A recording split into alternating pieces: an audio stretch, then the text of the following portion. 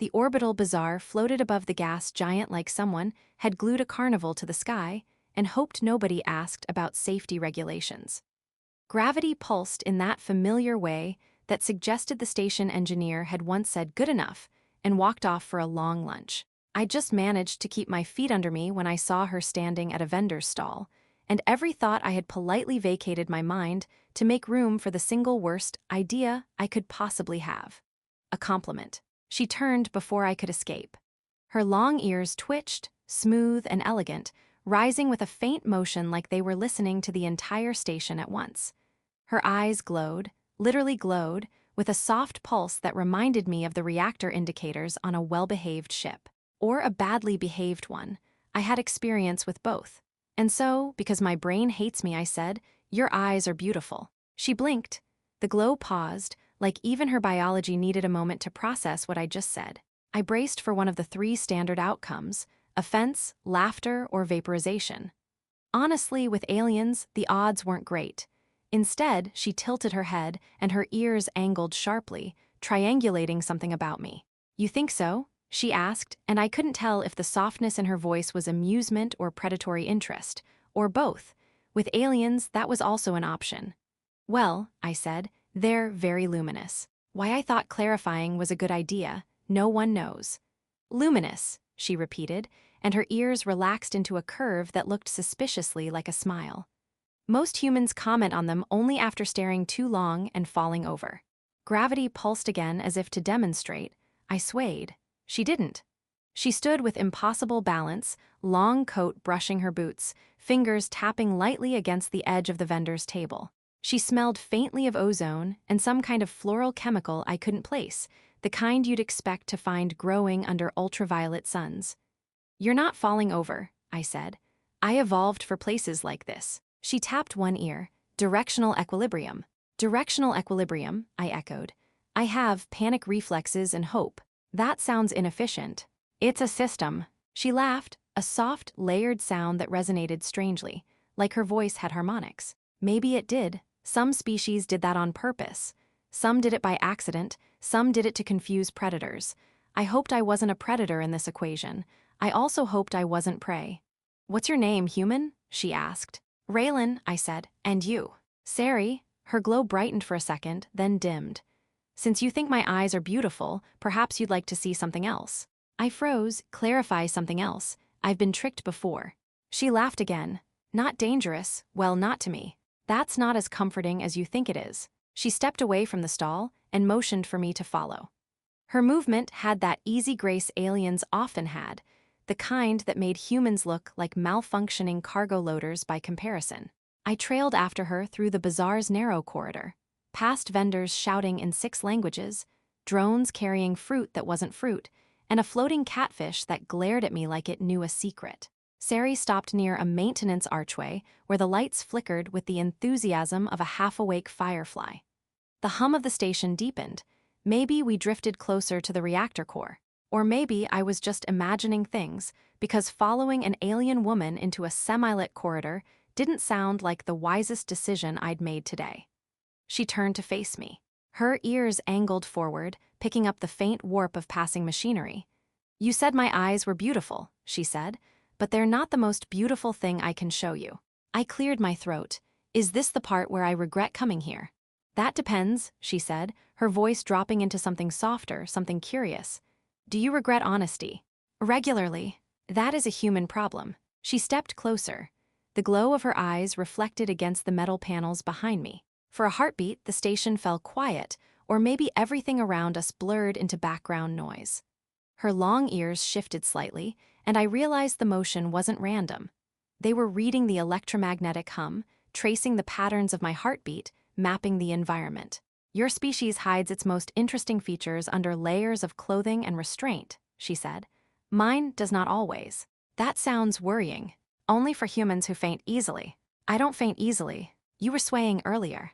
Gravity attacked me. She smiled, a real one this time, soft but edged with mischief. "You want to see, don't you?" I almost said no. Almost.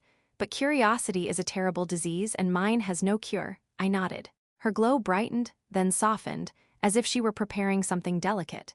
She lifted a hand, slow, careful, like she didn't want to startle me. Her fingers brushed the air between us, and the energy around her shifted, a soft ripple like a heat wave bending light. "Good," she murmured, "then I'll show you." And just as the corridor lights flickered again, she leaned in close, ears angling with precise, deliberate focus, and whispered, "I hope you don't panic. Humans panic so easily." I opened my mouth to insist I absolutely did not panic easily. Unfortunately, the universe enjoys making a liar out of me. The moment she leaned closer, the corridor lights gave up entirely and flickered into darkness. It wasn't dramatic darkness, more like the station had yawned and decided to take a short nap. A soft hum filled the space, and for a second I couldn't tell if it came from the walls or from Sari herself. The glow of her eyes brightened until they seemed to float in the dim air like twin stars waiting for instructions. "You're doing that, aren't you?" I asked, trying not to sound impressed or terrified. "Only a little," she said. "The station's power conduits are sensitive to my bioelectric field. It's not my fault someone designed this place with bargain bin shielding."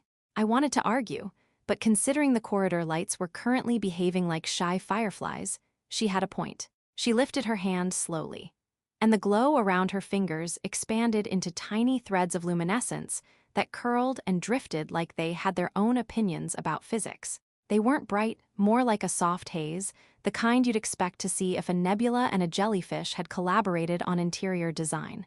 "This is the thing that's prettier than your eyes?" I whispered. Her ears twitched sharply. "You say that like my eyes are low standard." No, they're very high-quality eyes. Premium, top shelf." She smirked, "Good recovery." The shimmering threads stretched between her fingers, then pulsed with a faint rhythm. I felt the air warm slightly, not uncomfortably, just enough to make it feel like we were standing near an old heating vent that had finally remembered how to work. "What is it?" I asked. "A part of my species' energy expression," she said. "We shape bioluminal fields to communicate at deeper levels. Emotion, memory, intent. That sounds extremely personal."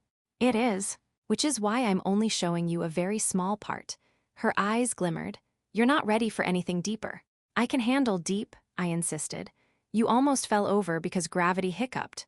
In my defense, it was a dramatic hiccup. "You make excuses like a hatchling," she teased, and one of the luminal threads drifted close enough to brush the sleeve of my jacket.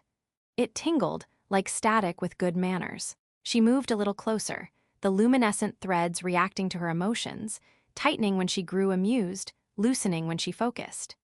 They seemed alive, responsive, woven from the same quiet glow that pulsed behind her irises. "Does this hurt?" I asked. "Only if I throw you into a reactor while doing it." "So generally no." "Yes." One thread floated near my face. I held completely still. I'd like to say it was bravery, but really, I was too nervous to move. The thread hovered an inch from my cheek, swaying gently like it was deciding whether to introduce itself. Sari watched me with an expression somewhere between curiosity and mischievous scientist. "You are very tense." "I'm not tense. You're holding your breaths. I am conserving air. We're in a pressurized station. You never know with these old models." She chuckled, resonance shifting in her voice again, this time with a warm harmonic that made the hairs on my arms rise. Her long ears shifted backward, a sign I was beginning to understand as relaxed amusement. "You're not scared," she said, "just overwhelmed." I prefer the term romantically disoriented. That is not a real term. It is now. With a soft motion, she reached out and lightly touched my wrist, not grabbing, just making contact. Her skin felt warm, almost electrically warm, and the luminal threads pulsed at the same time, syncing with her heartbeat or maybe mine. The thin haze of light expanded around her hand, spilling gently into the space between us. "This is the prettier thing I mentioned," she said quietly. "Our inner light. Humans don't see it often. Most think it's a weapon." "I mean, it could be." "It could," she admitted, "but so could your limbs. I've seen humans use them irresponsibly." Look, that food stall was slippery, and I denied everything legally required. Her laughter echoed down the corridor, a soft melody shaped by those hidden harmonics. The luminal threads rippled with her amusement, drifting and curling around her fingers like affectionate pets. Then the lights flickered back on dim, apologetic, but functional. The hum shifted back to the familiar old station buzz. Sari blinked, and the glow around her hand pulled back into her skin like water retreating into sand. "Did you do that too?" I asked. No, she said, ears flicking in annoyance. The station is jealous. I understand completely. She sighed and tugged gently on my wrist. Come, there's somewhere else I want to take you. The light reacts differently there. React differently how? You ask a lot of questions for someone who nearly fainted. I did not faint. You leaned.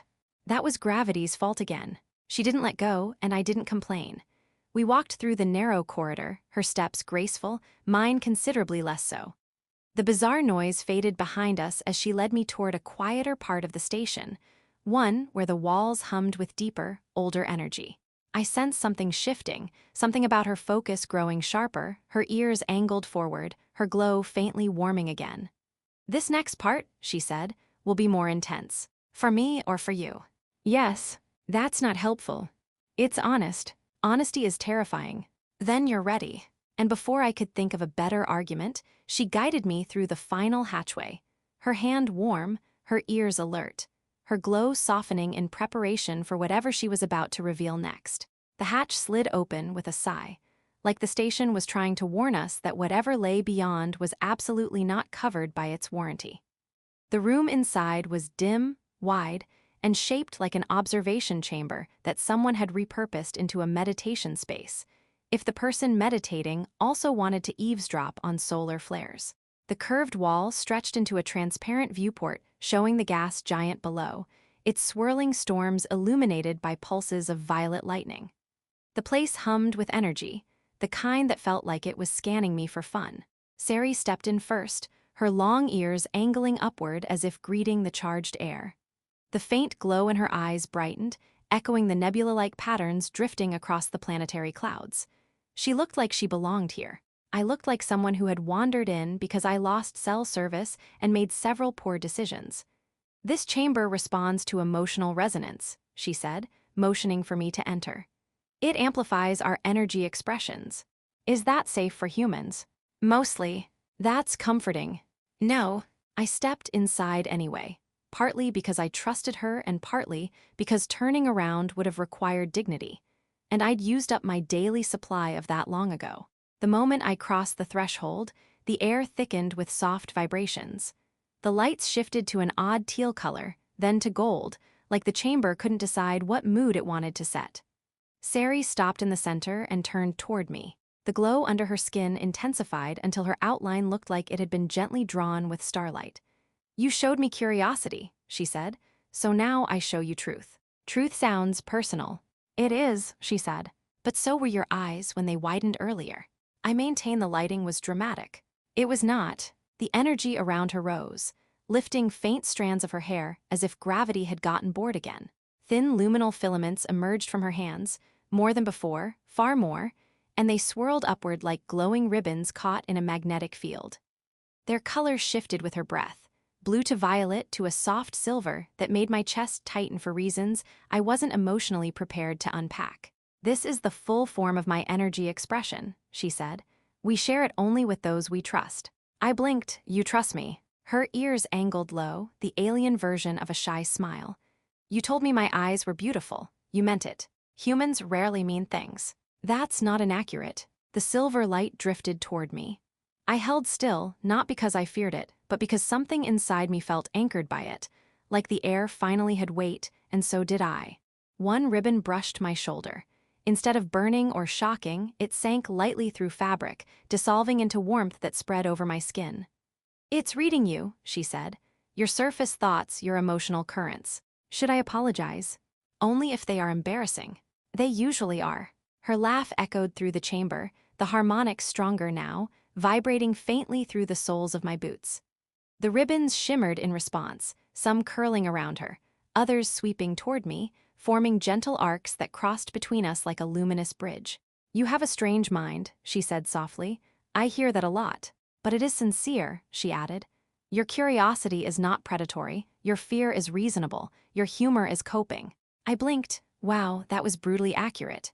She stepped closer, the lights swirling around her like living constellations. This chamber amplifies the truth of connection. My species uses it to choose partners, allies, or paths. And what does it say now? That I should not show you the deeper form, she said. Oh, because you are not ready. I chewed the inside of my cheek, Right, of course. And, she added, because I am not ready either. I looked up. Wait, really? Her glow softened. Trust is a mutual evolution, not a switch. She reached gently for my hand. This time, when her fingers touched mine, the luminal ribbons coiled around both our arms, weaving a soft, shimmering link. This is enough, she said. For now. For once, my brain decided not to sabotage me. It is, I said. The link pulsed once, warm and grounding, then slowly dissolved into the air. The chamber lights dimmed back to their usual bluish tone, like it was politely stepping out of the conversation. Sari let go of my hand but didn't step back. You're different from when we met, she said. You were stumbling after gravity. Now you are stumbling after truth. I don't stumble, I take dramatic detours. She smiled. You have grown. I wanted to deny it, but she was right. Something had shifted, not just from seeing her ability, but from being trusted with it. My usual defenses felt lighter, my fears less loud. Maybe that was the chamber. Maybe it was her. Maybe it was both. What